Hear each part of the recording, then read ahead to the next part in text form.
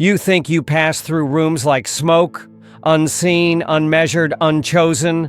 You assume the world has already picked its favorites and you are not on the list. But here is the quiet fact you've been living beside without touching. Someone, somewhere, is reading you far more closely than you think. Not your clothes, not the brand of your watch. You. The way your breath steadies before you speak. The way your eyes rest, not hunt. The way your presence softens a room that was bracing for collision. Tonight I want to show you something both unsettling and freeing. The world has trained you to chase techniques, openers, lines, tactics. But a tactic is a mask. Presence is bone. If you want to understand why some men become the private confession of women who will never publicly admit their fascination, you must stop asking, "What do they do?" and start asking, "What do they embody?"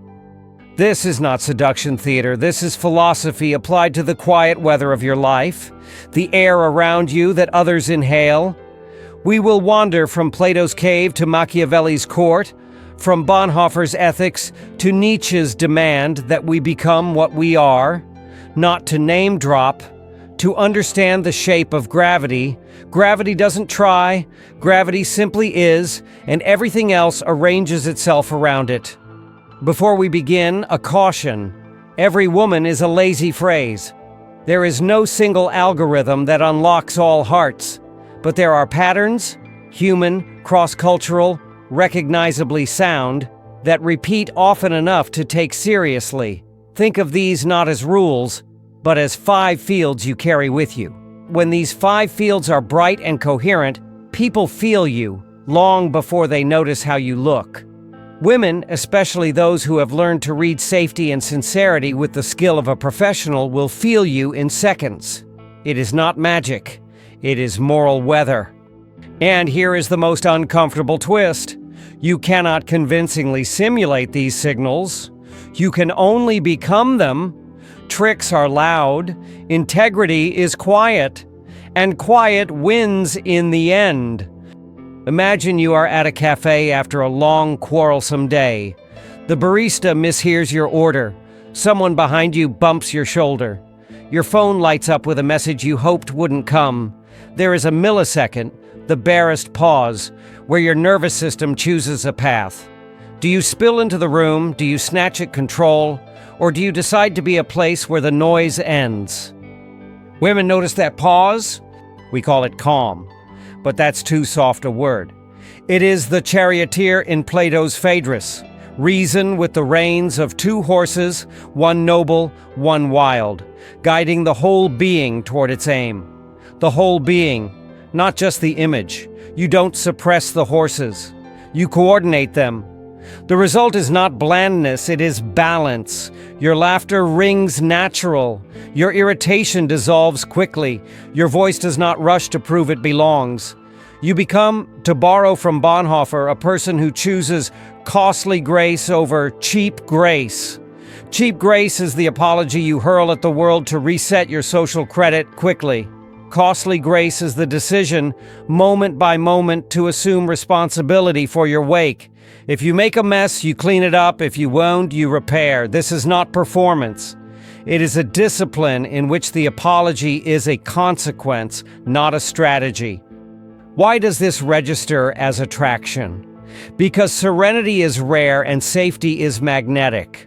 A woman who has navigated rooms full of men who cannot hold their own fear will recognize within seconds the difference between a calm that suppresses and a calm that understands. Suppression is rigid, understanding is supple. Suppression cracks under pressure, understanding bends and returns. The first asks a woman to mother you, the second lets her relax. In a conversation, this quiet center becomes space. You leave breathing room in your sentences. You do not jump to complete hers. You can remain present when her story touches a nerve in you. Your body stays oriented, not angled away, not scanning exits, not patrolling for the next interesting face. You treat the moment as if it is already enough. Now the twist. Calm does not mean you never become angry. It means your anger is specific and clean. It arrives to defend a virtue, not to defend your ego. Machiavelli, who famously told princes to appear merciful while learning to be feared, would insist that appearances can be useful.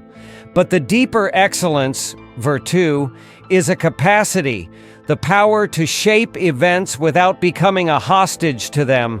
When your center holds, anger becomes an instrument, not an impulse. Women see the difference. They notice when you state, "That crossed a line," and then continue with your day, unmoved by the performance of drama that tries to bait you back. You can feel when someone is looking at you the way a shopper inspects fruit. 2 seconds to decide the price, 3 to scan for marks, then toss into the cart of their momentary appetite.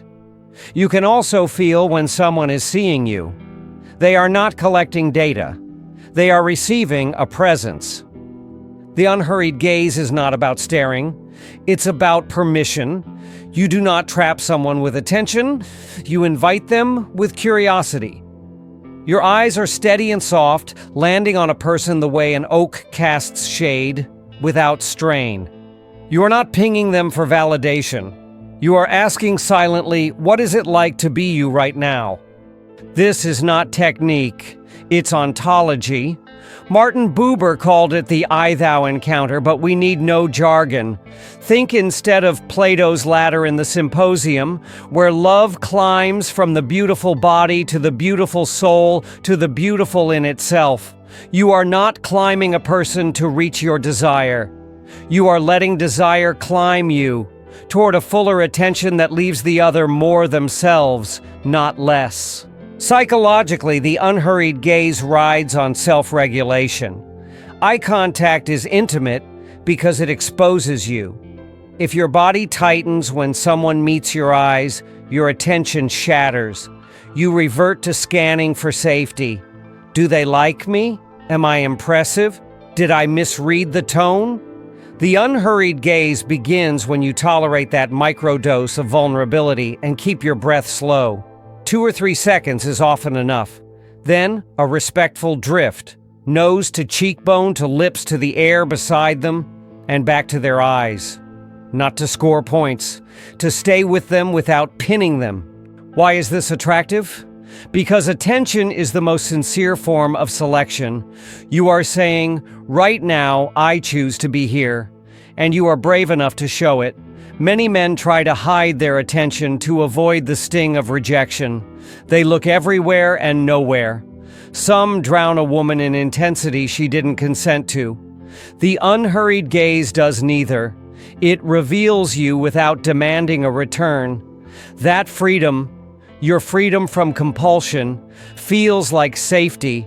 Safety feels like relief. Relief feels like attraction. A surprising number of nice men are not kind, they are compliant. Compliance borrows its morality from the room. They agree to whatever keeps the peace, then resent the debt they imagine you owe them for their politeness.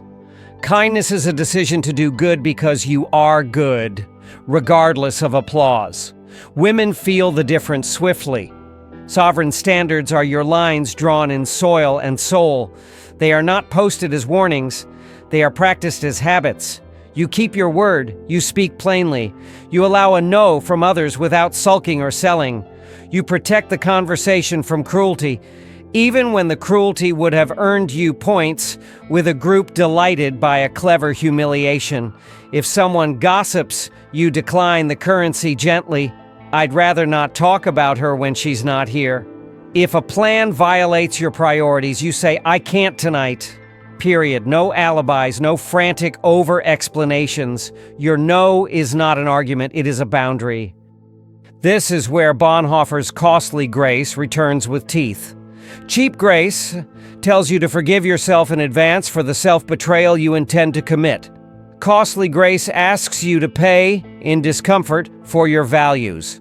The cost might be a lonely evening rather than a party that flatters you. It might be the loss of someone who prefers your compliance to your clarity. It might be the end of a dating dynamic run on your fear of being disliked. Machiavelli enters here with a truth that repels sensitive people until they translate it.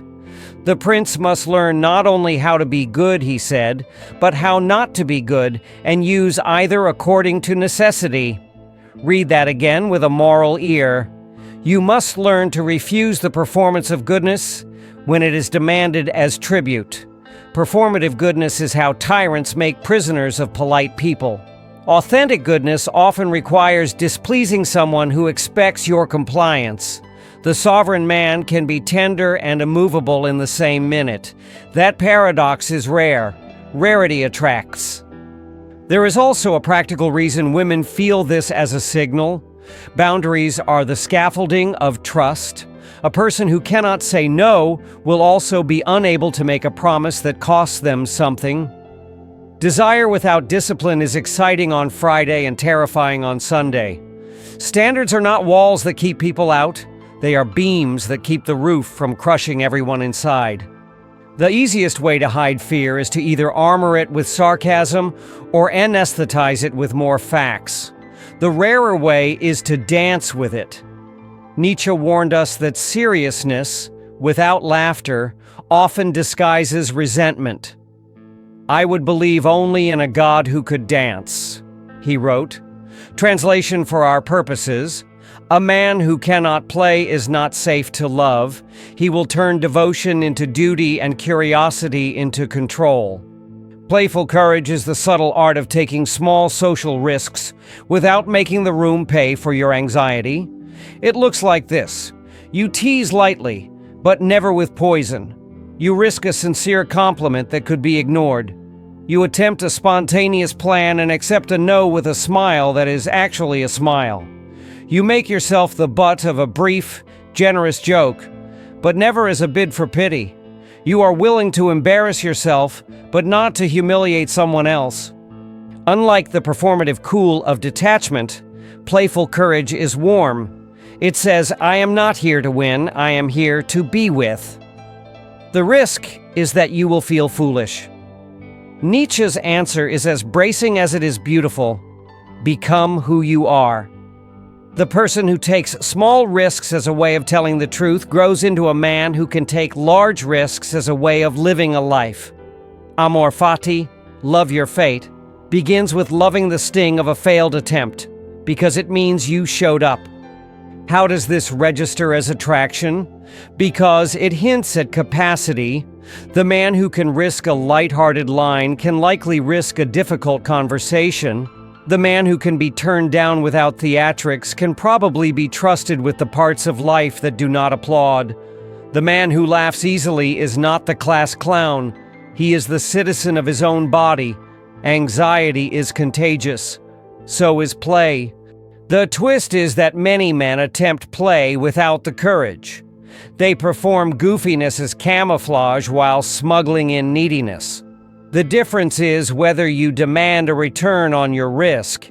If you need the laugh to soothe your insecurity, the room can smell it.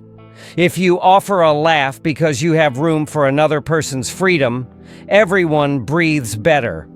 Often, the woman you did not pressure will return to stand near you simply because you didn't ask her to pretend. There is a kind of bustle that looks like purpose but feels like hunger. It is the constant motion of a man terrified that, if he stops, the world will see through him. He is always building, always posting, always proving. When a woman meets this man, she senses that she is not a person to him. She is a prop. He needs her admiration to plug a hole. Devotion beyond the mirror is different. It is the slow, radiant focus of a man who is building something because he loves the thing, not because he loves the image of himself building it. The difference is audible in his voice. He speaks about the work as if it is a friend he is learning. He names the parts that are hard without casting himself as a hero. His craft has taught him how to lose without collapsing, how to begin again, how to be bored without needing an audience. Plato would call this orientation toward the good. a devotion to something that exceeds your private appetites.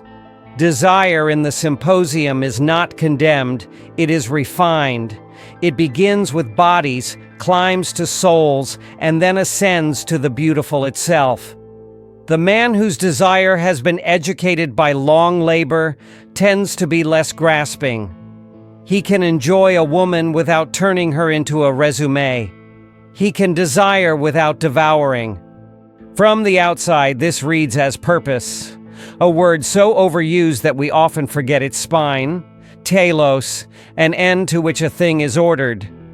In you, it will feel like a daily willingness to choose the difficult thing because it is right, to keep your promises when no one is watching, to put down your phone and get back to the one craft that, even on a bad day, leaves you more alive. Why is this a signal? Because people want to love someone in motion. Not frantic motion, directed motion. A woman can sense the difference between a man she must constantly animate and a man whose engine is already warm. She does not want to be your battery. She wants to be your witness and your co-conspirator. Your devotion beyond the mirror tells her she will not be consumed by your emptiness. She will be invited by your fullness. There is one more signal, and it is embarrassingly simple: the way you inhabit your frame. I do not mean becoming a gym ascetic who whistles at mirrors. I mean the ordinary politics of posture and breath. You walk as if you are arriving, not rushing. Your shoulders are not a shelf for your ears. Your gestures do not flail to fill silence. You choose stillness the way a musician chooses rests, so the notes mean something. The honest body is not perfected, it is reconciled. It tells the truth about how you're doing. If you are nervous, your breath meets it. If you are excited, your feet find the floor so your head doesn't float away. You eat in a way that suggests you plan to be here a while. You sleep enough to keep your eyes clear. You dress like someone who took 10 minutes to care, not 2 hours to compete. The effect is not flash, it is harmony. The parts of you seem to be on speaking terms. If that sounds trivial, spend an afternoon noticing how rare it is. Many bodies are either performing dominance, muscles inflated like a defense attorney's argument, or they are apologizing for their own height. The honest body does something subtler. It signifies availability. You are not hiding behind an aesthetic fortress or a performative slump. You are here, available to be surprised, available to be moved, available to be wrong and learn. This too is attractive because it answers a primal question. If I move closer to you, do I enter peace or static? Your body gives that answer long before your mouth does. Let us walk briefly through Plato's cave. Most of us begin by loving shadows, images of ourselves reflected back by culture, likes, and the approval of people we would never ask for directions. Then something in us grows sore. We turn toward the light and it hurts. Our eyes water. We stumble. Many run back to the dark, consoling themselves with clever arguments about why the cave is enough. Those who stay, who accept the sting of the new, begin to see form instead of flicker. They notice how often they were trying to win games that made them smaller. They notice how frequently they had mistaken being wanted for being known. They discover a strange release. They can love beauty without trying to possess it. You might be exhausted by the shadow economy of dating, performances traded for performances, everyone paying in attention and receiving only anxiety. If so, here is your map out. Choose the costly grace of truth-telling over the cheap grace of charm. Practice an unhurried gaze that grants permission rather than demanding entertainment. Build sovereign standards that polite people will resent but good people will trust. Play with courage instead of soothing with control. Devote yourself to work that forgets the mirror, then teach your body to tell the truth, quietly, daily, stubbornly. Between these ideas and your next conversation are a few decisions that look too small to matter. They are precisely the ones that do. When you enter a room, pause for the length of a slow inhale. Feel your feet. Decide not to rush. This sets the tempo the way a conductor's baton does. Movement obeys tempo. When you greet someone, let your first sentence be about them, not as a trick, but as orientation. How did your thing go? If you don't know them, offer something true and light you noticed. The way you asked that question was sharp. Then stop. Do not harvest praise. See what returns. When conflict arrives, name the pattern, not the person. We're looping.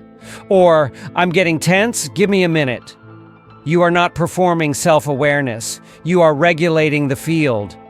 When you are tempted to flex knowledge to gain status, trade cleverness for clarity, Nietzsche did not despise strength. He despised the weakness that hides inside fake strength. The strongest line often is the plainest, I don't know. When you feel that frantic itch to make a moment interesting, accept silence as the beginning of intimacy, not the threat to it.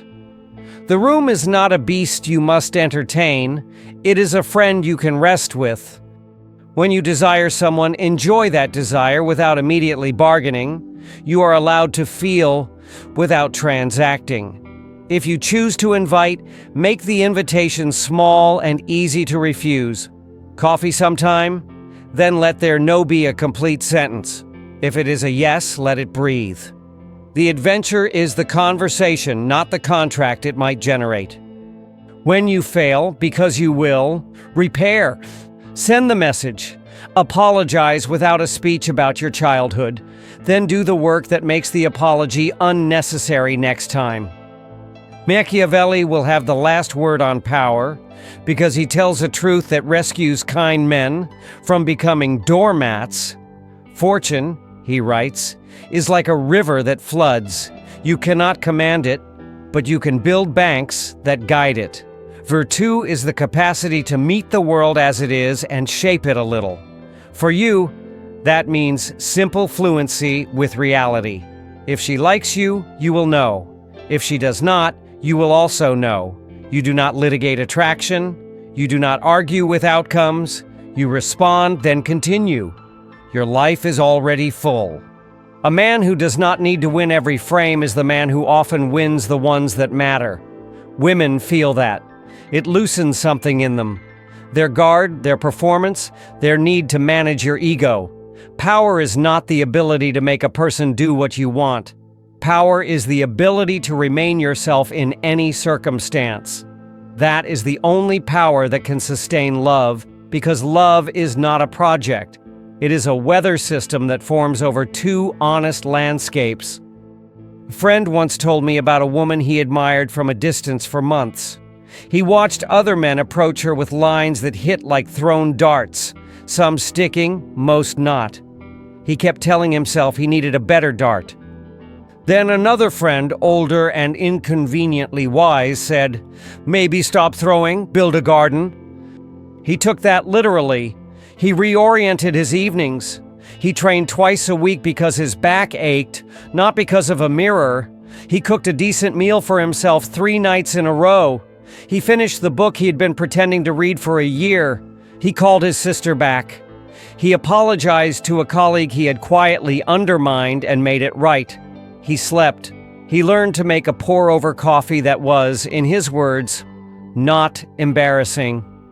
He fixed the hinge that had squealed in his apartment for 3 months, because small frictions turn into small resentments, and he was done with both. Weeks later, at a gathering, that woman walked over to him. She told him he felt different. "I don't know what it is," she said, "but there's more space around you." He laughed because he knew the hinge had something to do with it. He asked for her number. He did not perform. He did not explain his garden. He simply extended a small invitation from a life that had begun to cohere. She said yes. It lasted a while. When it ended, he did not turn it into a sermon on heartbreak or a spreadsheet on failure. He returned to the garden because the point had never been the visitor. The point was to become the kind of place where good things are possible. If you have listened this far, you may feel both seen and indicted. Good. That means the mirror we held up reflected you, not a cartoon. Shadow work is not only Jung's domain, it is baked into anyone who wants to live awake. The shadow here is the part of you that would rather engineer impressions than endure transformation. It will offer you shortcuts. Memorize these lines, mirror her body language, pretend you don't care. But men who quietly haunt women's imaginations are not experts in manipulation. They are beginners in truth. They know how to breathe when the room tilts. They know how to see without taking. They know how to say no without rehearsing a defense. They know how to play without cruelty.